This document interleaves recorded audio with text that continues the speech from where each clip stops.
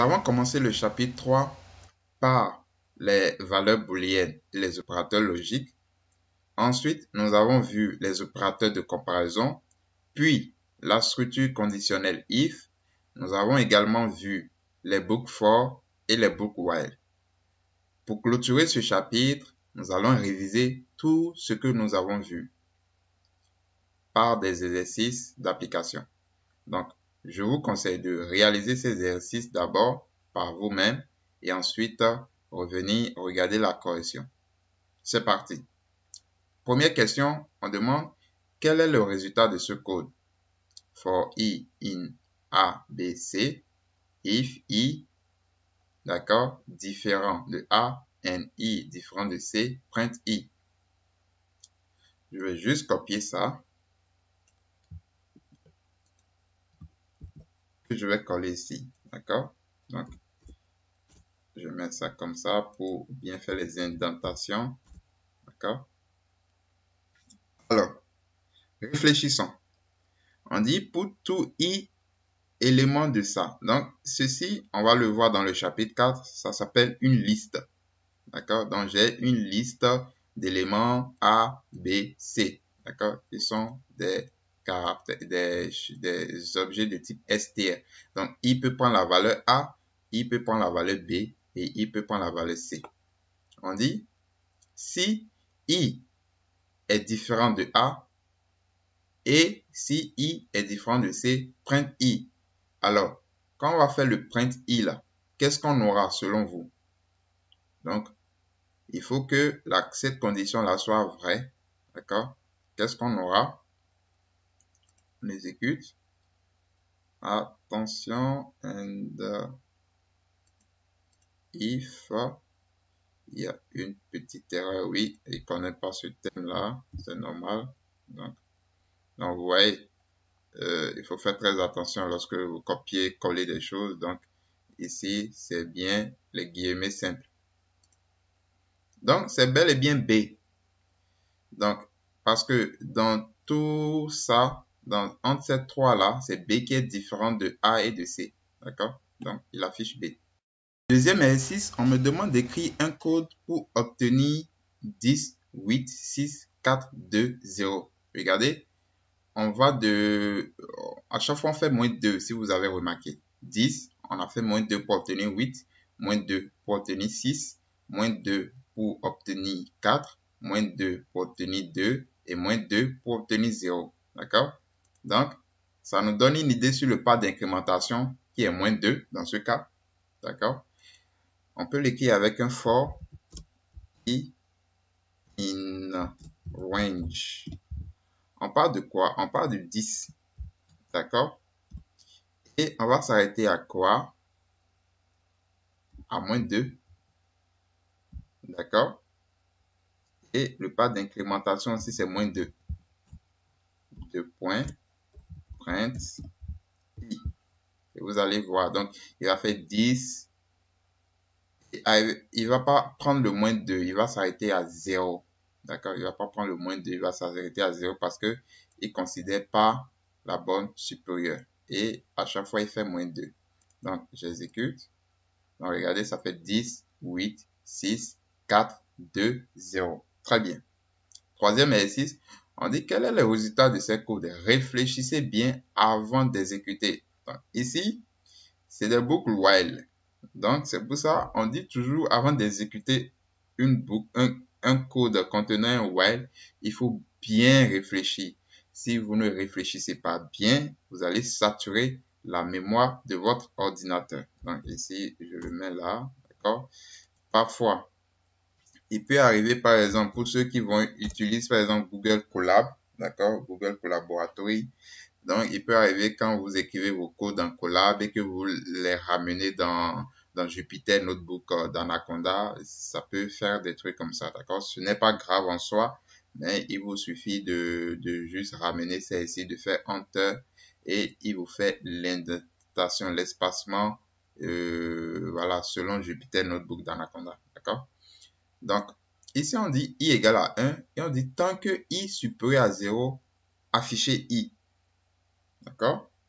Et à chaque fois, on dit i l'incrémenteur, c'est i égale à i moins 1. Donc, il faut faire moins 1 à chaque fois. Il faut faire moins 1 à chaque fois. Donc, première itération, le 1 est supérieur à 0, il va afficher 1. Après, ça va devenir 1 moins 1, ça va devenir 0. Donc, 0 n'est pas strictement supérieur à 0, il va s'arrêter normalement. D'accord? Donc, on peut exécuter. Donc, ici, on aura seulement 1.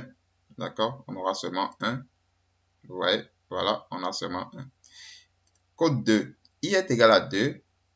Donc, je vais remettre. Donc, I est égal à 2.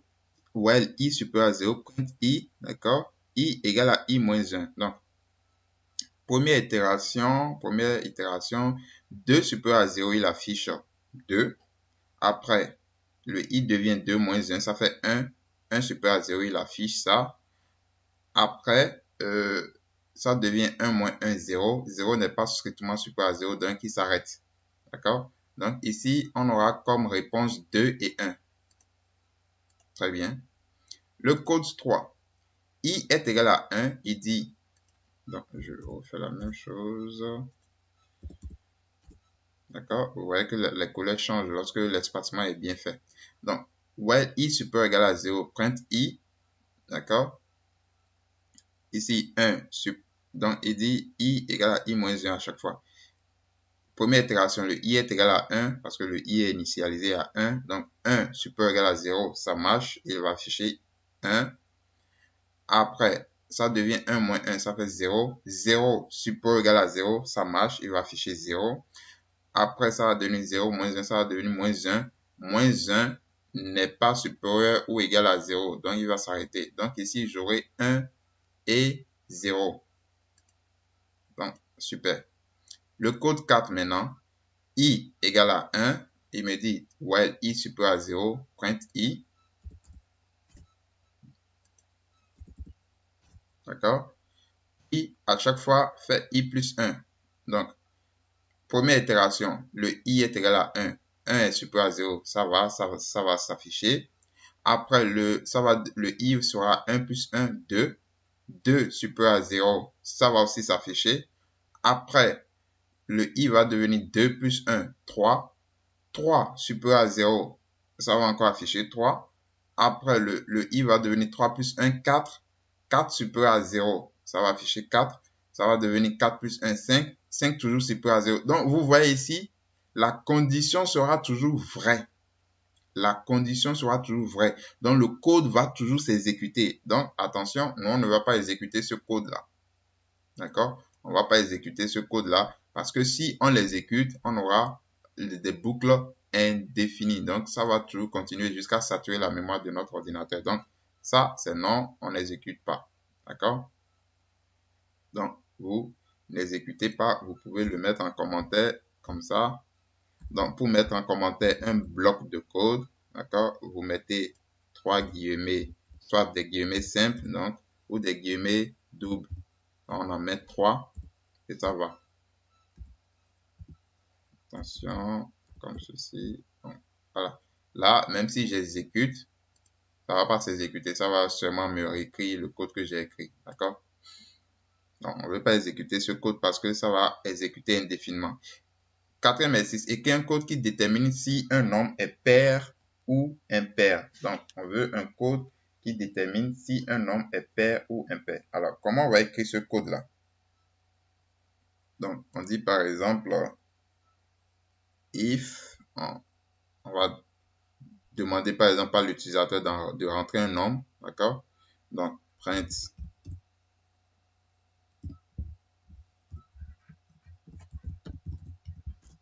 rentrer un nombre, on va dire par exemple entier naturel, d'accord? On va stocker ça int input, très bien. On va dire if, d'accord? Un nombre pair, c'est un nombre qui est divisé par 2, donc le reste de la division par 2 est égal à 0. Donc, modulo 2, 0. D'accord? Si cette condition-là est vraie, print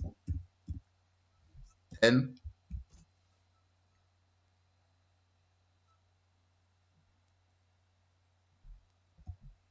un nombre pair.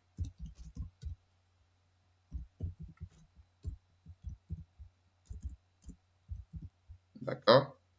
Et dans le cas contraire, avec le S,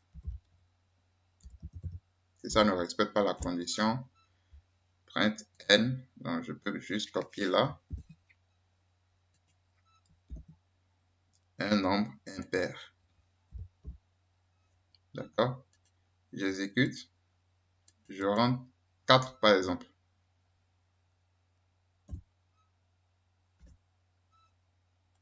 4 est pair, donc 4 modulo 2 c'est 0, ça marche. Donc le reste de la division de 4 par 2 c'est 0. Donc 4 est un nombre pair.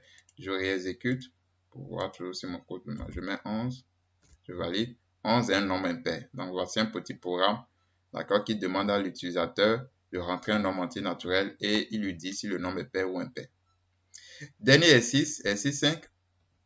On dit écrivez un programme qui demande à l'utilisateur d'entrer son salaire et qui lui spécifie le montant des impôts qu'il doit payer. Les conditions sont telles que si son salaire est strictement inférieur à 10 000 $, l'utilisateur ne paiera aucun impôt. Si le salaire est entre 10 000 et 30 000 inclus, il paiera 10% de son salaire comme impôt. Si c'est entre 30 000 exclus et 10 000 inclus, il paiera 25% de son salaire comme impôt. Et si son salaire est plus de 100 000 $, il paiera 40% de son salaire comme impôt. Votre affichage pourrait ressembler à ceci. C'est un exemple. Votre salaire est égal à 15 000 $, donc le montant de vos impôts s'élève à 3 000 $. Donc 15 000, ça veut dire que son salaire est entre 10 000 et 30 000, il paie 10%. D'accord? Ça fait 3 000 $. Donc résolvons ce petit problème. Je mets résolution. On va commencer. On dit print. Quel est le montant de votre salaire? Donc, le programme va demander d'abord à l'utilisateur de rentrer son salaire.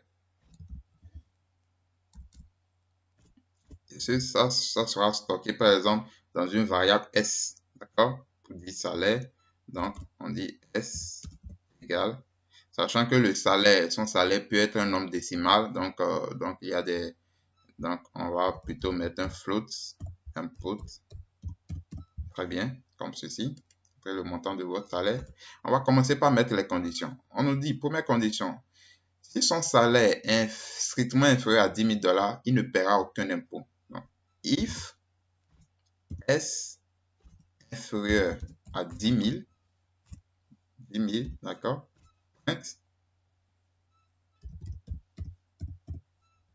print, vous,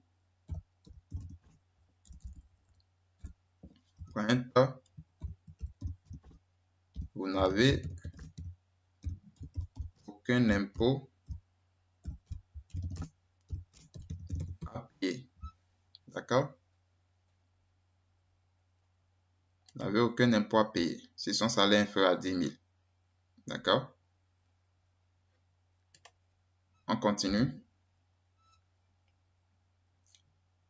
Si le salaire est entre 10 000 et 30 000 inclus, donc, on va mettre elif.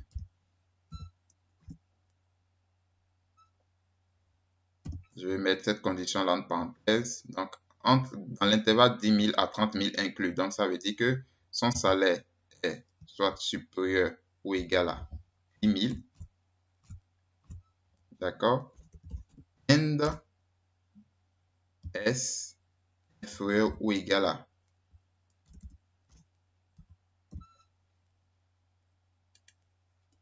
Donc, je mets des espacements. D'accord? Pour rendre votre code vraiment lisible. S inférieur à 30 000. 30 000. D'accord? Print.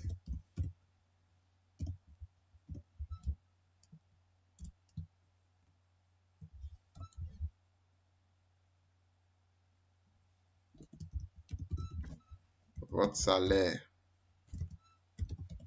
On nous a donné un exemple d'affichage. Donc, votre salaire est de S, d'accord? On peut même ajouter $,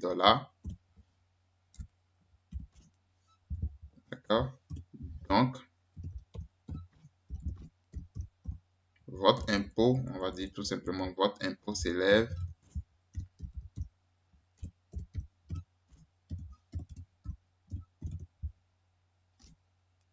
à, on dit, il paiera 10% de son salaire, donc 10% de S, d'accord? Donc 10% de S, ça fait 0.1, 10% c'est 0.1, 0,1, donc 0.1 fois S,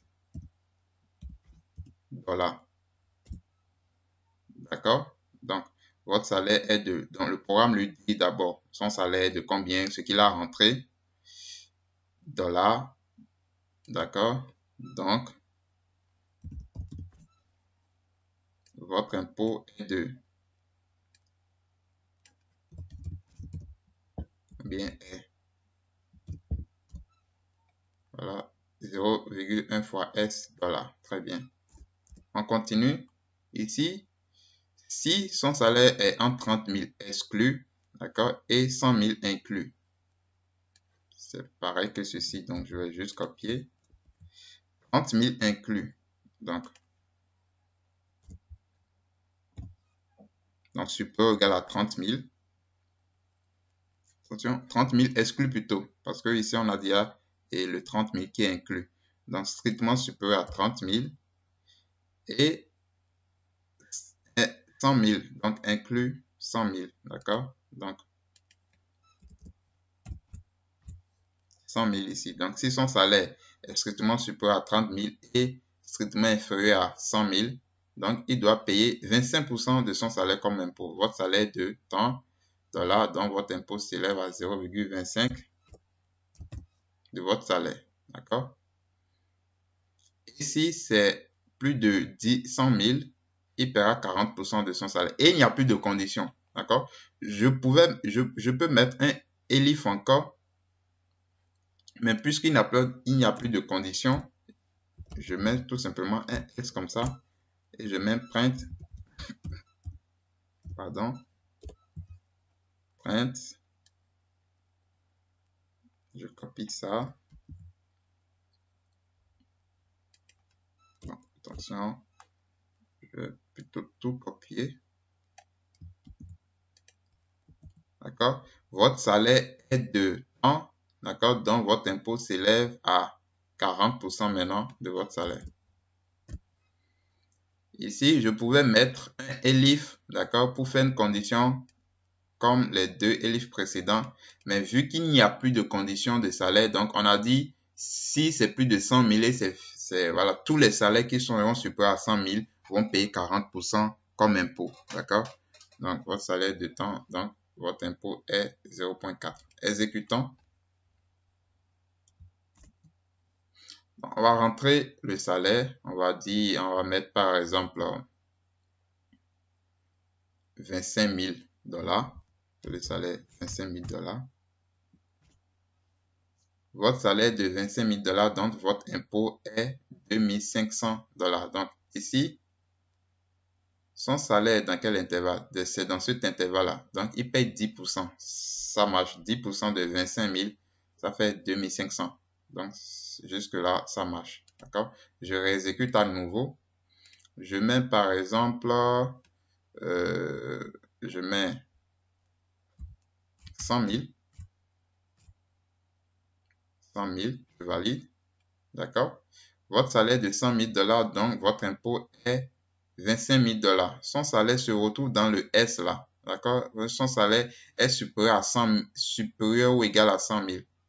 D'accord? Ou, attention, 100 000 c'est ici. 100 000 c'est ici. Donc, inférieur ou égal à 100 000.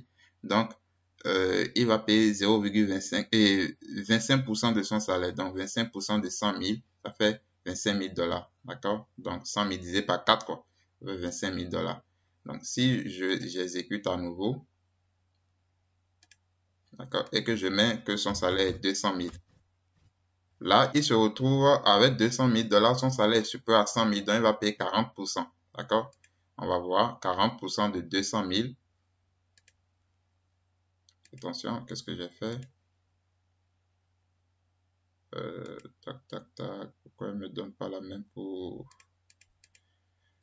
faire ça bug, hein? Quand ça bug comme ça, vous faites restart and run all, vous. D'accord? Et vous exécutez tout. Donc, je mets 200 000. Bon, ici, c'était, voilà, pour les nombres impairs là. Et je reviens, je mets 200 000. Donc, ici, il va payer 40% de 200 000. Je valide plutôt. Attention, je valide. Attention, 11. Donc, votre salaire est 200 000 $, donc vous allez payer 80 000 $. 80 000 $, c'est vraiment 40% de 200 000. Donc, j'exécute une autre encore. Je mets, par exemple, son salaire de 5 000 $. Donc, 5 000 $, c'est inférieur à 10 000 $, donc il n'a aucun impôt à payer normalement. Donc, je valide. Vous n'avez aucun impôt à payer. Donc, notre code est bon.